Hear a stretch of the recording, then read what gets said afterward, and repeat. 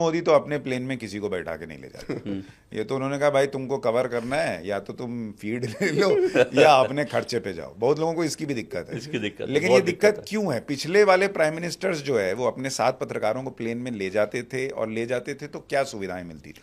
देखिए क्या होता था कि पहले जब प्रधानमंत्री जाते थे तो करीब 100-150 पत्रकार, मतलब कोई छोटे छोटे उर्दू के अखबार होते थे उसके संपादक भी जाते थे, तो सब लोगों के लिए एक बड़ा मौका होता था। और उसमें क्या होता था कि उसमें प्रधानमंत्री के विमान में आप जाते थे तो जाते ही आपकी हर तरह की सेवा होती थी।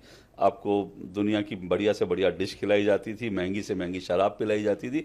मतलब पत्रकारों के लिए एक बढ़िया पिकनिक होती थी कि आप सोचिए 12 घंटे 13 घंटे की फ्लाइट है और आपके बटन दबाती जो आपके सामने, जो मुंह से शराब निकल जाए वो शराब आपके सामने, जो आपने मांगा वो खाने को मिल जाए, तो वो होता था।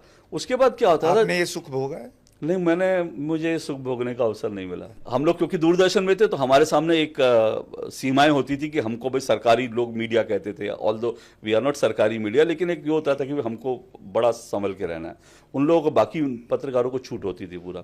उसके बाद जैसे ही आप पहुंचते थे आपका होटल का कमरा बुक होता था। होटल का आप दरवाज़ा खोलिए, बगल में आपके ब्लैक लेवल या ब्लू लेवल जो है, जो भी महंगे से महंगी शराब है उसकी बॉटल रखी रहती थी। वो होती थी विदेश मंत्रालय के सौजन्य से।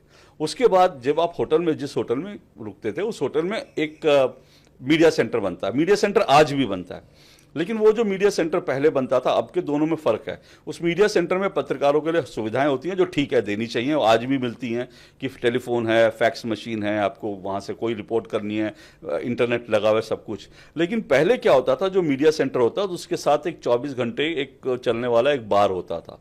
तो वहाँ पर शराब रहती थी और खाने का रहता था। तो आप शराब पीजिए, काम कीजिए, शराब पीजिए, काम कीजिए। और उसके बाद बॉटलें, जो मैंने अपनी आंखों से पत्रकारों को देखा, बॉटल्स उठा के अपने रूम में ले जाते थे और दिल्ली आके फिर बांटते होंगे दोस्तों को कि देखो तुम्हारे लिए वहां से लाया। तो पैसा किसका खर्च हो रहा था? सरकार का पैसा खर्च हो रहा था। तो ये सब इसमें मैं आपको बता दूं, नरेंद्र मोदी सरकार में वाकई पत्रकारों के बहुत बुरे दिन, बहुत बुरे दिन। मैं तो मान लीजिए दौरा कवर करने अमेरिका गया, कई जगह गया, कुछ नहीं तो मिला। वहाँ जो मीडिया सेंटर बनता है वहां पे केला और सैंडविच, बेसिक चीज होती है, वही चीज होती है। मेरा 2015 में ही एक छोटा सा वीडियो मैंने एक बुक लॉन्च में ऐसे ही बता दिया था कि पहले और अब में क्या फर्क। वो इतना वायरल हुआ क्योंकि लोगों को मालूम नहीं था। लोग हैरान थे कि पत्रकारों को ये सब सुविधाएं मिलती थी, ये सब मिलती थी, और उसके कारण पत्रकार नाराज थे। एक चीज और जोड़ दूं इसमें, विदेश यात्राओं में एक बहुत बड़े चैनल के बड़े पत्रकार पर एक डिनर से चांदी की चम्मच चुराने का आरोप लगा है। नरेंद्र मोदी के जो प्रोग्राम है वो सुबह शुरू होता है। पहला प्रोग्राम 10 बजे, मान लीजिए 9:30 बजे, और एसपी जी आपको कहेगा अगर 9:30 बजे प्रोग्राम है तो आप 8:30 बजे पहुंच जाइए।